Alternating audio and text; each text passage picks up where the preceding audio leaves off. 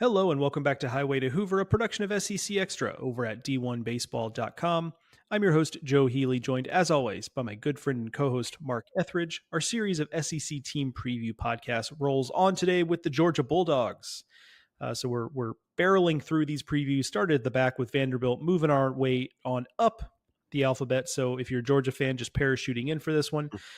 Please go back and listen to all of the ones we've already recorded. And then we have obviously several more to go before opening day. So a good way to kind of just get caught up on what's going on with every SEC program, especially if been kind of checked out of college baseball. We get it.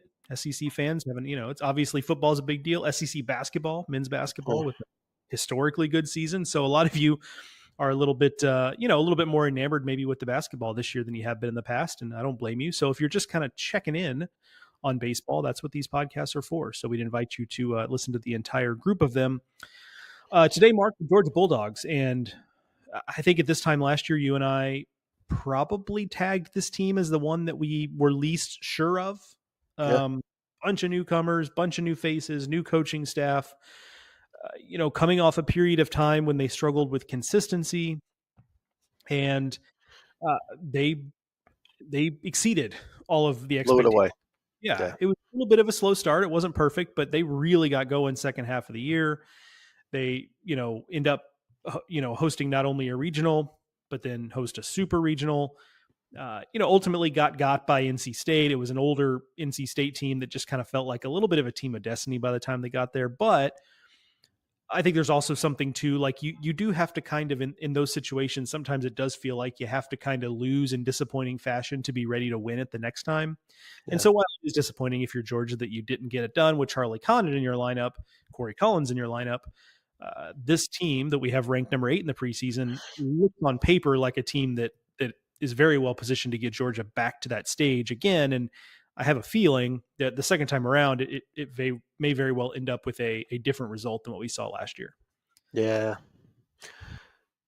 Last season, Wes Johnson brought in just a ton of transfers, D1 transfers, JC transfers as well, but primarily just flip the roster, flip the lineup, and use that to supplement a core of returnees. And as a result, I mean, once everybody kind of found their spot, their role, it really flourished. And I guess we were not surprised that you do that in year one. I think there was a little bit of surprise that you go back and do that again in year two. Typically, first years are volatile. Second year, you're trying to kind of build from the ground up with younger players, and that's not what Wes has done. I mean, he's got some good young players, but he's gone out and brought in a lot of older players. They're going to be one of the older teams in the country, and as a result, they're players who played a lot of baseball elsewhere, and now they're coming into Athens with starting experience and coming in expecting to succeed and to get a lot of playing time. So that's going to be fascinating to me, is to see, okay, you have all of these different experienced players who were stars elsewhere. What's happening, right, when they come in and maybe they don't start right away.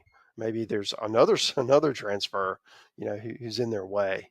I think that's that's going to be fascinating just to see how all that shakes out, because I mean, you've got 3 returning starters, and the other 6 positions are either handled by returnees who are gotten better, or they're transfers, and I think that's going to be fascinating to see what that dynamic looks like, both in the locker room, but more importantly, probably on the field, as these guys adjust to the best league in college baseball. Yeah, I think it's a great question, and it's something I'm kind of fascinated by, not just with this Georgia team, but in general, is kind of how in this era of college baseball, how teams that operate this way, and Georgia's far from alone, how they're able to sustain success from year to year and how the Mm-hmm. rosters stay together. And I do think there is a level of volatility. I mean, would it shock me if Georgia or Kentucky, those are the kind of the two teams I most associate with the portal in the league, and if if they continue to build a roster like this, would it shock me if they both have just a year where it just does not work? No, You don't I hit, wouldn't. yeah. Yeah, like I Mm-hmm. wouldn't be shocked by that, but I do think there is something to just the idea in general of, in this era, I do think players kind of understand that that's the way it goes now. That Mm-hmm. you're just going, unless you are Charlie Condon, you are going to get recruited over.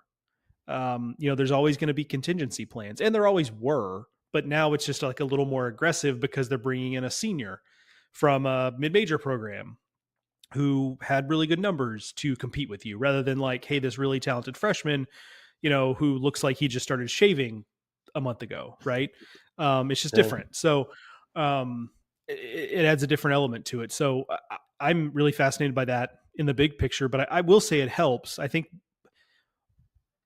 I might be as optimistic about the pitching as I am anything else. And I think what I like about that group is yes, you did add some transfers here who have real stuff. JT Quinn from Ole Miss, and Alton Davis Mm-hmm. from Alabama, and Brian Curley from VCU. But Mm-hmm. ultimately, like, the core of it here is going to be Colton Smith. It's going to Yeah. be Leighton Finley. Right. Zach Harris is going to be in the mix. Assuming health, I would imagine Charlie Goldstein has a role to Yep. play here. Um, like, I do think that is going to be kind of the core of it. And those are guys who have been at Georgia. So I think that helps. Again, and not that, because you're talking, especially JT Quinn and Alton Davis, like those guys have pitched in the SEC a lot. Yeah. So I don't think there's necessarily going to be any sort of adjustment period there for them. But I do think there is something to the idea of, like, the core pieces on the mound are guys who have been in the program, and probably are something of, like, kind of keepers of that, uh, of the big G, if you will, like within the in the locker. Hopefully there Yeah. is, for Georgia's sake, hopefully there is something to that. Yeah. Well, last year's team was so offensive, and at times they really pieced it together on the mound. And this year, I don't think that's going to be necessary. I feel like that, with Finley and Smith specifically, but then, if it's Harris or if it's JT Quinn, remember Quinn had an incredible fall at Ole Miss and was their Friday starter heading into the year, and it didn't go the way he wanted. But the talent is there, and if Wes Johnson can unleash that, I mean, you're talking about a premium arm who everybody's gonna covet at the next level. And then a guy like Alton Davis, I mean, heck, he could.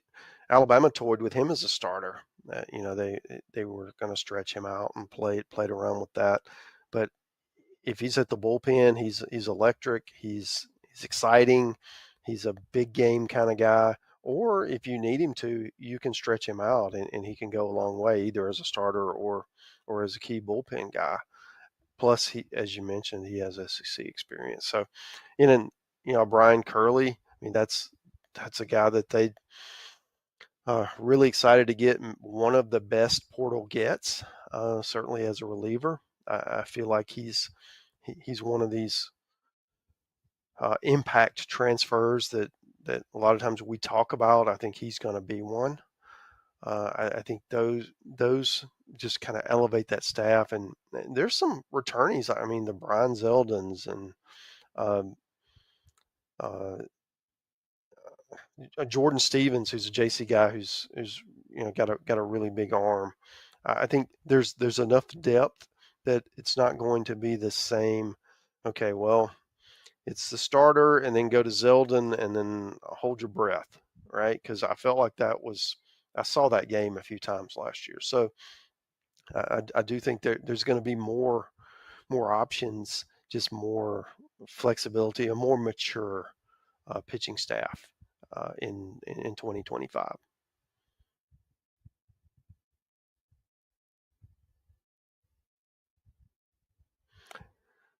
Yeah, I feel like it's just a more mature pitching staff in 2025.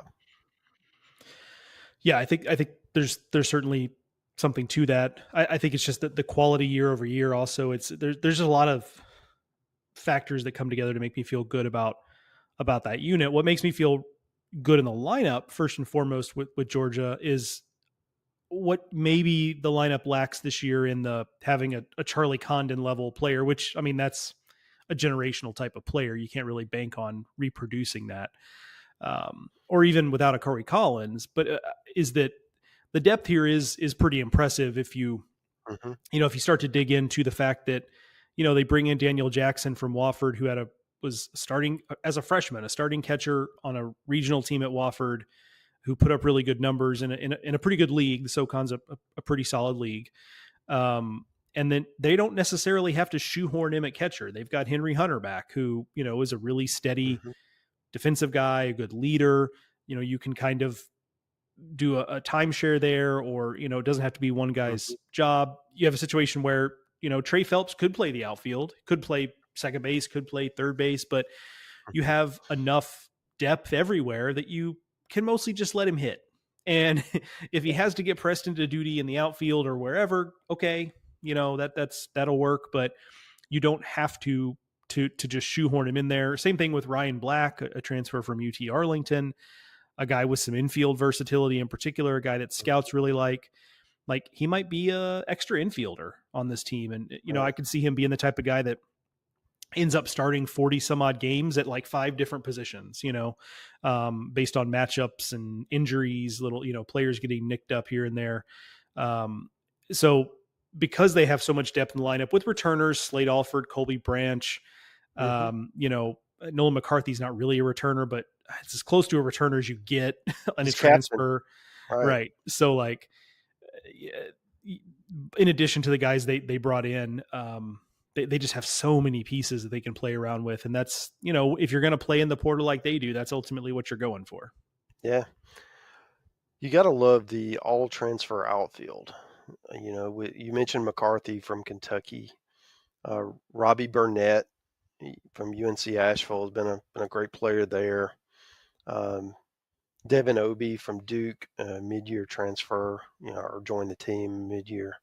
Um, that's you're elevating your team, bringing those guys in, and I think Slade Alford was he was a transfer last year who came in, and we didn't really know he had flashed at Mississippi State, had some good things and had some not as good things, just inconsistent, and really had a big year offensively. He had 17 home runs, drove in 69 runs.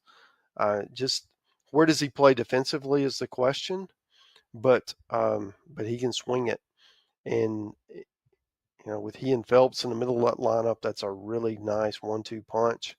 I feel like that Georgia is again going to be, even without Condon and Collins, going to be one of the better offenses in the conference, and their pitching is going to be better, and that's going to be when you're trying to handicap them versus some of these elite teams in the country, that's that's what we're seeing, right? You need those powerful bats, and you need those power arms, and you need enough pitching depth to make it matter. And I do feel like Georgia, when you look at them talent for talent, position for position, they're going to stack up. And certainly be one of the top 10 teams as we head into the season. And you still got to prove it, right? But I feel like the talent that they've amassed and the depth of talent with all of these different transfers of older players with a track record at places that, that that unlike where we talked about it in our Kentucky broadcast, there's some guys that really having to elevate from a level standpoint. A lot of these Georgia guys have done it at a similar or at least right below level, and I think it's just an easier sell for us because there's more of a track record, and I feel like that's where Georgia is right now. And I think that one thing that I think it's true with Kentucky as well, but I think especially this Georgia team with some of the players they brought in, that one thing I think that gets missed sometimes when we talk about what transfers bring to the table is, like, I think there's a level of hunger with some of these guys. If Mm-hmm. and I'm not, this is just examples I'm going off the top of my head. I don't know these people personally, but you know, if you're Devin Obi and you finally kind of put it together at Duke last year, but you know, Duke is a team that's kind of been knocking on the door to Omaha and is like, you know, hasn't been able to break Right. through. Like, you know, I'm certain hungry to kind of break down that last wall. Nolan McCarthy's hungry to get back. Robbie Burnett was playing at UNC Asheville, which didn't win a ton of games in his time there, right? So I do think with the transfer, especially an older transfer, you're getting a player who is at a point in their career in their life where I think they probably value the idea of, I don't have much time left. Like if I'm going to do Right. this, I gotta do it now. Let's hunt for a Whereas ring. Yeah. yeah, and or you know, let's hunt for a ring. Let's put myself in a position to play against the best because I've always wondered if I can, right? Hmm. Or I know I can, and I want to prove it. I think that's something that gets a little bit lost as we talk a lot about upgrading the talent or the opportunities. You know, a lot of positive things there, but I think with the portal, you tend to get a kind of a hungry player, either to prove themselves or to win in a way that they haven't won before. And I think that bodes well for all of these teams that operate this way. If you get the right players, and based on the track record of not only Georgia last year, but we talked about on the Kentucky episode, Will Coggan from Kentucky, they bring in Nick Hmm. Amorati from Kentucky. Like those guys Hmm. have a track record of building this way and finding the right pieces to kind of finish off the puzzle. Yeah, that's a good call. And you know, we did mention that there are some players back, but there's a lot of production that's got to be made up for. You know, from these different players, there's opportunity here. And while you're all fighting for it, no one's going to put up Charlie Condon numbers, and probably, I mean, no, maybe you could say the same thing about Collins, but the group, you know, as the collectively could do that and have similar numbers, or at least similar success offensively. And I think that's going to be the thing. From a chemistry standpoint, it's all got to mesh. You know, you talked about all these transfers coming in. You know, Charlie Jones from Air Force, uh, Rylan Zaborowski from Miami, Ohio. All of these players, you know, in addition to the ones we've already mentioned, are going to have a role. And it's not like, hey, I've got to go be Condon, I've got to go be Collins. I think you can just kind of be yourself, and everybody pitches in. And Georgia's offense is going to be, yeah, that's not going to be the problem. I do feel like that they'll be solid, especially in that ballpark. It's certainly a hitter's paradise, and they coach to it, and I feel like, you know, that they'll take advantage of that. And then it comes down to, are the pitchers, you know, the Finley, the Smith, the Harris, the Goldstein, the Quinn, Davis, Curley, do they take that next step in order to get them to Omaha? Can they, you know, can they continue to push upward and improve? And that's what you expect. I mean, you hope that players with experience continue to improve year after year, and if they do, Georgia's an Omaha team. I really believe that. So it's it's an exciting time to be out at Kudzu Hill and watching the balls fly out of the park, and watching these pitchers strike people out. I mean, I think Wes has done a good job assembling talent, and and as a result, Georgia's in a really good place right now.